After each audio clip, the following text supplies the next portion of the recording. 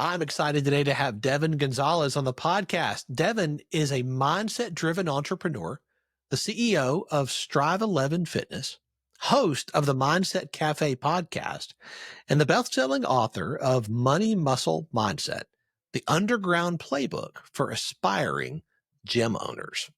With a deep passion for personal development, fitness, and building thriving communities, Devan has dedicated his life to empowering others to unlock their full potential. From his start as a teenage martial arts instructor to becoming a fitness industry leader and franchise visionary, Devan's journey is a testament to resilience, innovation, and the power of a winning mindset. Along the way, he's inspired countless individuals to break through mental barriers, achieve lasting results, and live with purpose. Devan, I'm so glad you're here. Thanks for being on the show. No, thank you so much for having me. This is a true honor. Welcome to Catalytic Leadership, the podcast designed to help leaders intentionally grow and thrive. Here is your host, author, and leadership and executive coach, Dr. William Attaway. I'd love to start with you sharing some of your story with our listeners, particularly around your journey and your development as a leader. How'd you get started? I think it really came from, childhood, being the oldest of three boys, and kind of naturally getting put into that leadership role of being the oldest brother. But also at the age of 13, I got my black belt and I got the offer to become a martial arts instructor. And for me, it was an honor to do so because I didn't love martial arts right in the beginning. I was one of those kids that was too old to be in the little kid class, but too young to be in the older kid class. So I was in that weird middle ground. And so naturally you get rounded up, and so for me, I was always getting my butt kicked whenever we had to spar. And then my coach essentially told me is that, he had one of those mindset shifts with me. He was giving me a one-on-one lesson. And he basically said, he was like, look, you're getting your butt kicked right now, right? And I was like, yeah. And he was like, so what's going to be different if you actually try to fight back? And I was like, I don't know. He's like, well, if you're getting your butt kicked now and you're not fighting back and you fight back and you still get your butt kicked, nothing changes, right? And I was like, right? And he's like, but what if you don't get your butt kicked when you fight back? I was like, I was like, interesting. I was like, fair point. I was like, okay. And so when I did the next sparring session, it was actually one of my testings for a belt. And I went out and I was like, I'm just going to swing for the fences, and that was when I learned I can actually hold my own. And that light bulb for me and that self-confidence I was built, I wanted to help instill in others. So when I got the job offer for the martial arts instructor, it was like, wow, like now I get to help lead other people to see that light bulb moment. I love that. I often say there's no such thing as a wasted experience. And I love how you took that experience that you had and you then funneled that into now serving other people with what you've learned. No, yeah. I mean, and that I think was kind of like the catalyst for every step I've taken. And even for like one of my biggest, core values which is just having a positive impact on as many lives as I can while I can, with like the whole tomorrow's never promised and everything. It's like your legacy to me is every impression, every conversation you have with people, that's true legacy. So it's like, I want to be that light bulb for as many people in as many different ways as possible. So taking that next step as a personal trainer, next step as a gym owner, next step as a franchisor, like all those steps all kind of aligned with that same purpose. And through it all, mindset has been something that you have really focused on. Mm-hmm. You believe this is absolutely essential for success. Why do you think it's so critical? This is one of those things where I think there's a lot of things that are opinions and some things are facts, right? And for me, I would almost argue and say that it's not even just what I feel. Like it's almost a fact that mindset is the start and ending of everything, right? Any successful person that you listen to them talk about, their mindset, their drive, all those things, they all sound very similar because they all have similar traits that allow them to get to that level. And so my thought is that everything begins and ends with your mindset, right? So if you believe you can achieve something, you can. It may not happen immediately, but if you believe and continue to believe you can achieve it, you can. But the moment you stop believing in it is the moment it becomes impossible, because you're going to look for every possibility or every reason why it's not a possibility or a reality for you to achieve that. That's good. I agree. I often say mindset is 90% of success or failure, and it's really up to you. You have agency. You get to choose. A lot of people are looking at you and at your journey, and they're like, holy cow, man, Devan's never struggled like I struggle. He's never had hard days like I deal with. His journey's just been up and to the right. Like if somebody were sitting across from you and they were to say something like that, what would your response be? I would just, I mean, I do get that response, and I do get that, that kind of comment here and there of even so much of the, wow, you're so lucky. It's like, how, because I was, and it's like you see, and we see the tip of the iceberg for majority of people, right? And it's like you don't see the 18-hour days that I was putting in for not a week, not a month, but years, right? You don't see the failed attempts. You don't see all of the graveyards of business ideas that came before the one that worked, right? And so it's like people see the end result and all of a sudden just try to rationalize it as luck. But luck is made from your inactions, and unluckiness is from your unactions, right? Your inactions on something. So that would my thing is like, look, I struggle just as much as you launching the franchise. It took me, almost 13 months to sell the first franchise. There was a lot of times where I was like, you know what, maybe I didn't go the right route on this one. Maybe I should have, stayed a different course and then did this, right? But then you have that other side of your mindset. It's like, no, you knew this was going to be hard. No one told you how fast you were going to sell a franchise, right? So stay course, right? And having your couple core people that keep you in line and you can kind of let them know what's going on can help. But at the same time, you have to realize at the end of the day, you have to rely and believe in yourself. And it's almost like a delusional self-belief to a degree, right? Because there's your past experiences of it not working out is almost like your resume of it not working. But it's like there's still that chance that, again, betting on yourself, that you could bet on black and it hits, right? I love that. I love that metaphor, betting on yourself, and I love your transparency in describing the graveyard of the business ideas that didn't make it. Again, most people are looking at your highlight reel. They're looking at the one that did and thinking, oh, this is so great. As you went through this process, and you've touched on this a little bit, like it sounds like you had your bouts with imposter syndrome, like so many of us do. Is this going to work? Can I do this? Am I the guy that can pull this off? If somebody's listening, and I know they are, who is struggling at this moment with that, who they're in that moment where they're doubting and they're wondering, will this, will I? What advice would you give them? I mean, if you're thinking can or will, like you have to reframe it and be like, look, it's not a matter of if, it's just a matter of when, right? And that's how I like to. I mean, even back in this, it's a little tangent, but even back in like college, it was like if I wanted to talk to a girl, maybe it didn't happen right then, but it wasn't a matter of if, it was just a matter of when we would get to connect. And that same area applies to business, right?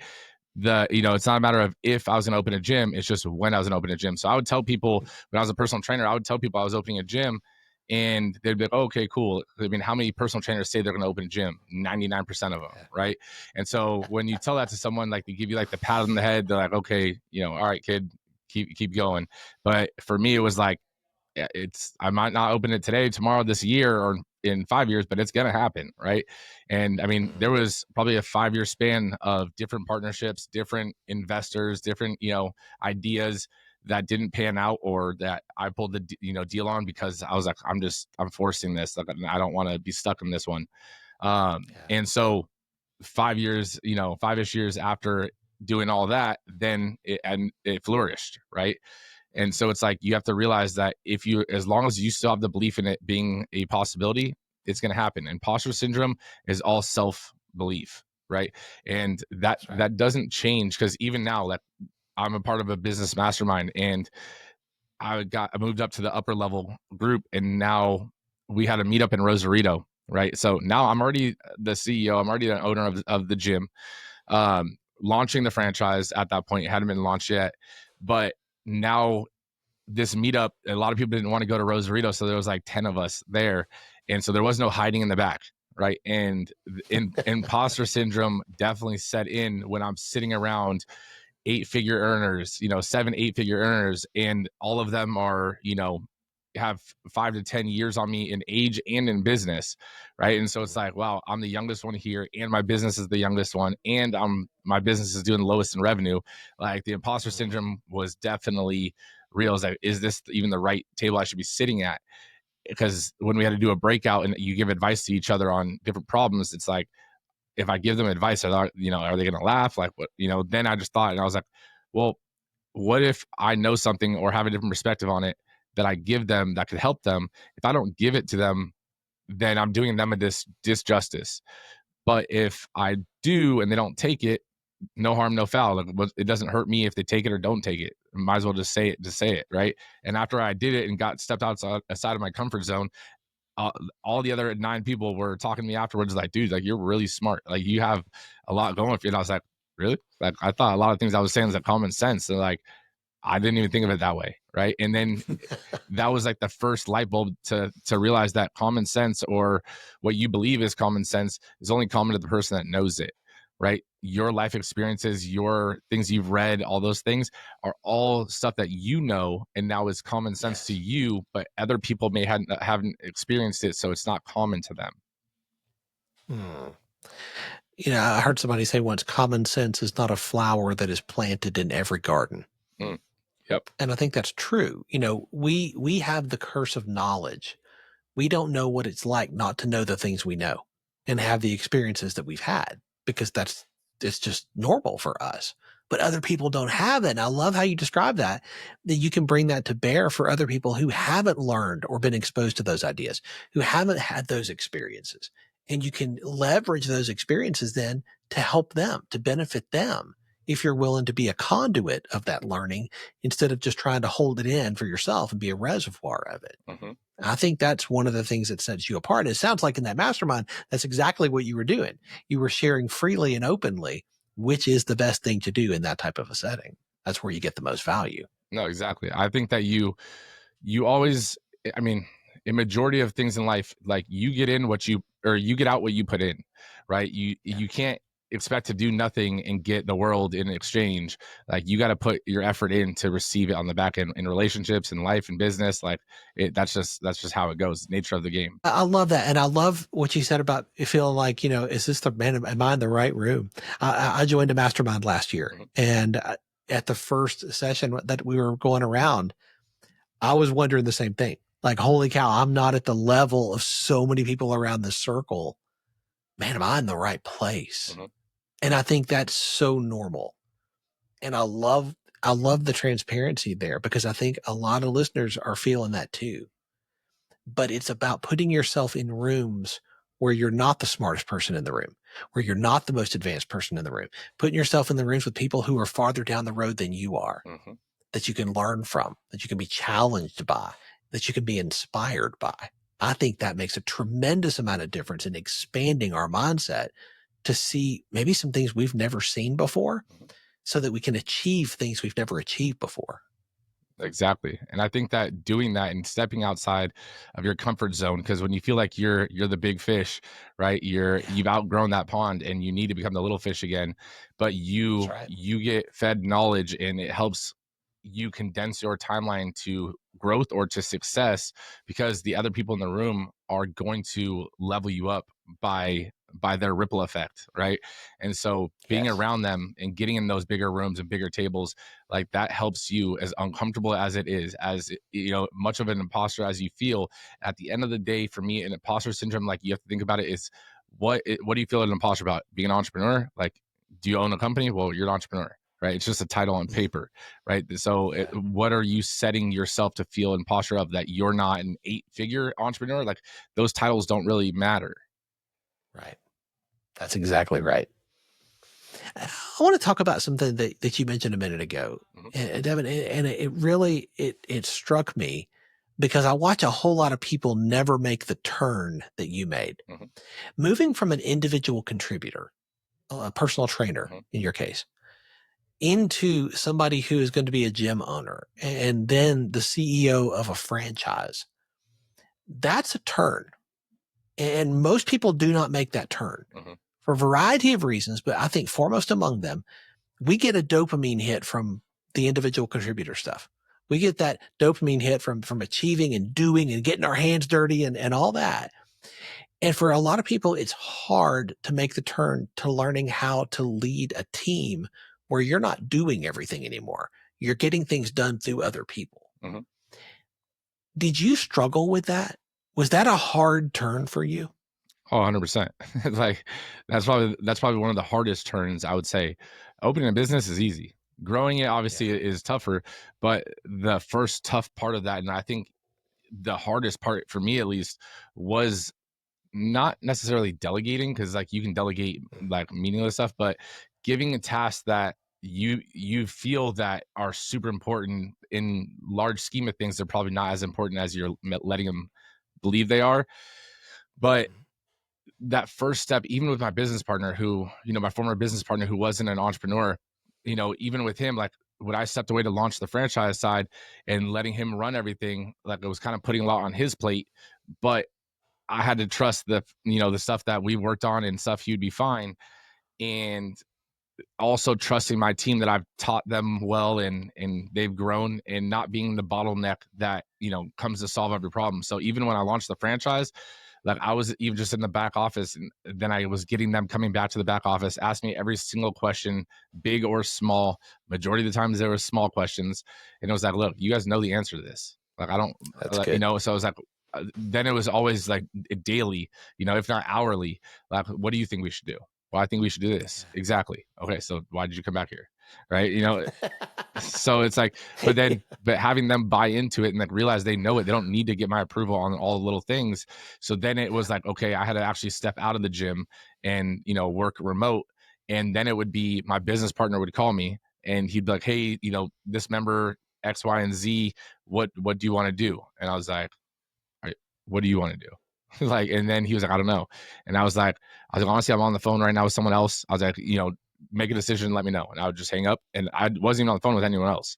Like, I just wanted to force him to make some decisions. And I told him afterwards, I was like, look, wrong decision or right decision. I was like, we'll talk about it afterwards. Right. I was like, I don't make every right decision. I was like, I'm the one that has made majority of the wrong decisions in here. Right. We've lost thousands of dollars because I've made bad decisions in terms of we should use this software versus this software, and it not pan out and us having to switch and so forth. I was like, so there's a lot of learning that comes a lot with it, and learning comes from those mistakes. So I think that realizing that if you want to grow a business, you need to be able to delegate. Otherwise, you're always going to be working in your business and not on your business. I love the question that you asked there of your team. What do you think? I think that's one of the most powerful questions, because it helps them learn to own not just the responsibilities and the tasks, but the authority. When you learn how to delegate authority, you're going to start making traction. You're going to start seeing change. I love that that's part of your story. Yeah. Let's talk about Strive 11 Fitness for a minute. What do you believe makes Strive 11 Fitness different? I mean, so many franchises, right? So many fitness franchises. What makes you guys different? So Strive 11 was kind of founded off of my personal training experience. And to give you a little backstory on it, right? Like when I was personal training, I would send my clients to boot camps in between our sessions because majority of people didn't want to follow homework, right? And follow workouts to do. So I'd be like, okay, go to, gym A or gym B or whatever and do these in between. And so they would do it. And over the years, I mean, I was a personal trainer for 15 years, right? And so over the years, I would have them come back with similar complaints with different brands over the years. And I was like, it's crazy that they all have the same problem like, are they not solvable, or did one company start, another company was like, look, that's working, I'm just gonna copy and paste it, change colors, change logos, and we're good to go. And in most cases, that's pretty much what it is. Their spiel or whatever they say their differentiating factor isn't really a true differentiating factor, whether it's the amount of time they're working out or a heart rate system. It's like majority of gyms do that as well.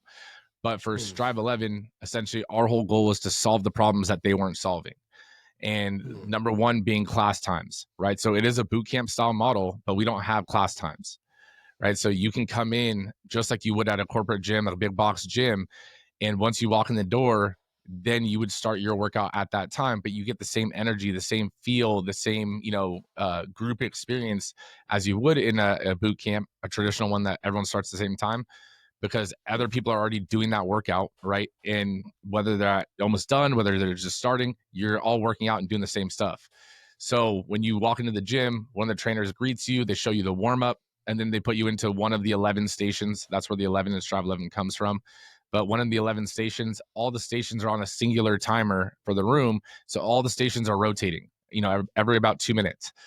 And so once you come in, you get placed into essentially this rotation that just doesn't stop, right? And then you can do one round of the 11 stations, which is 30 minutes. You can do 2 rounds, which is an hour, and then and any combination in between. But then you do the abs or the cool down station afterwards, and in total you can do up to like a 75-minute workout, right? But if someone's in a rush today, you don't need to do the warm up. You can stretch real quick, hop in, do 11 stations, out in 30 minutes.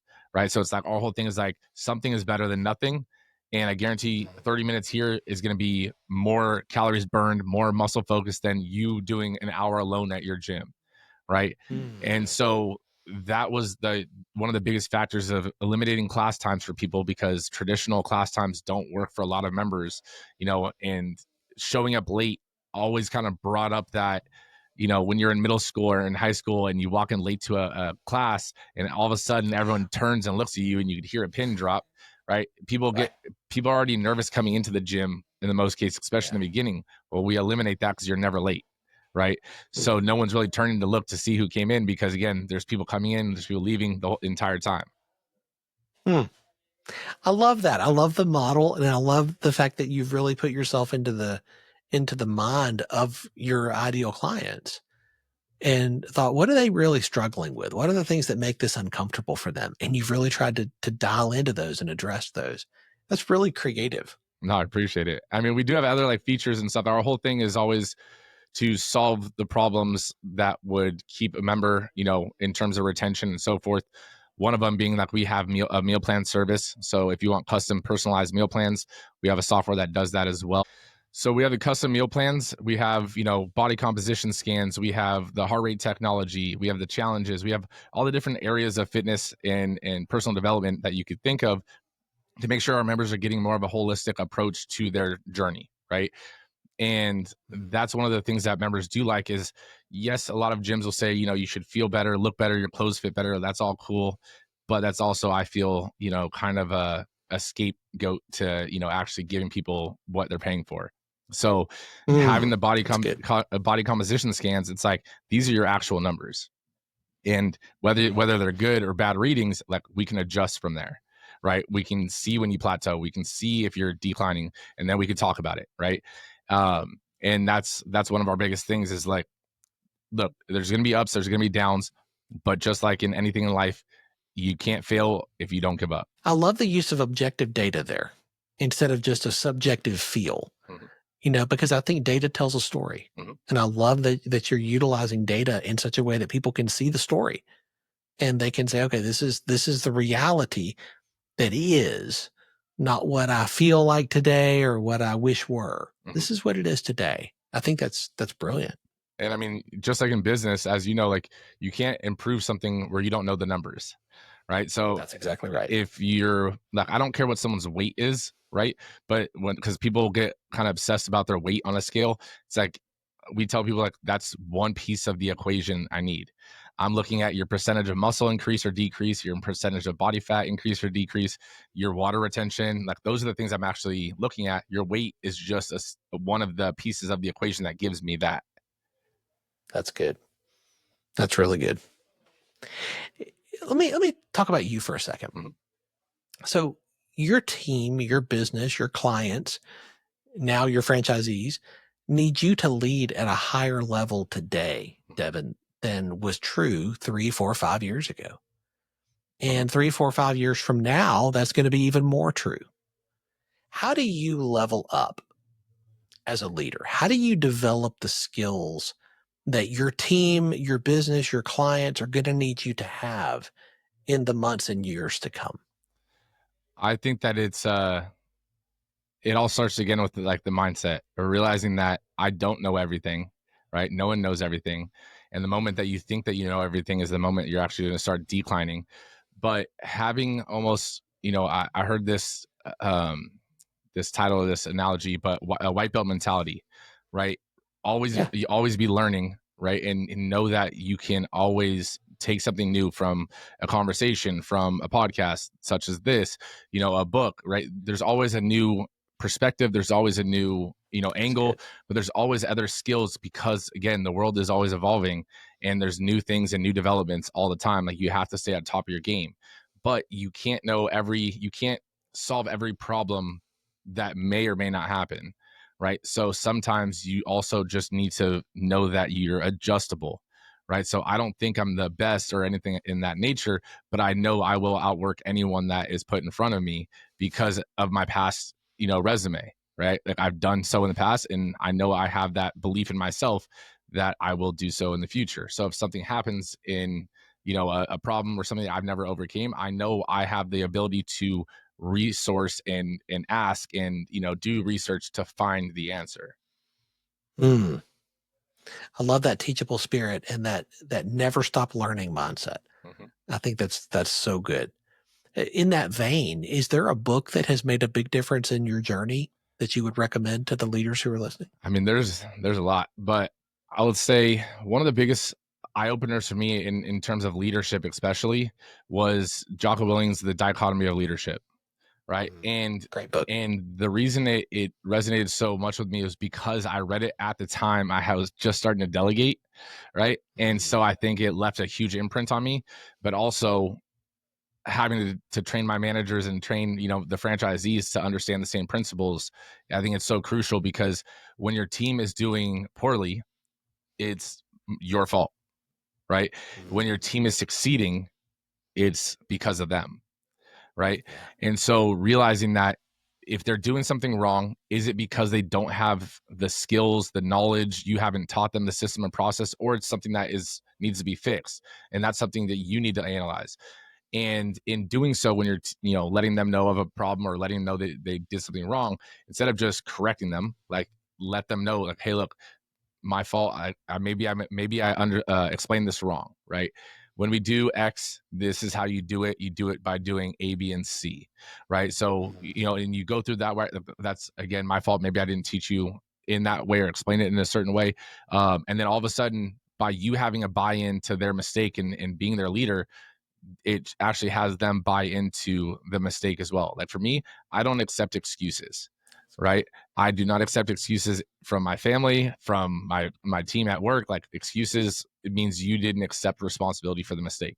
But I do accept mistakes, right? Because that means something went wrong, something didn't happen right, and you can learn from it and we can make sure it doesn't happen again. Yes. So good. Devin, I could talk to you for another hour. I think there's so much insight and wisdom that you bring to this conversation. And I'm so grateful that you are willing to come on and share this with our listeners. I know many of them are going to want to stay connected to you and continue to learn more from you and about what you're doing. What's the best way for them to do that? I mean, the platform I'm on most is Instagram. And I mean, my handle is just Devan.Gonzalez, but you can go to my website. It's just DevanGonzalez.com. It has pretty much everything about me on there. Excellent. We'll have all those links in the show notes. Devin, thank you for your time and your generosity today. Thank you so much for having me.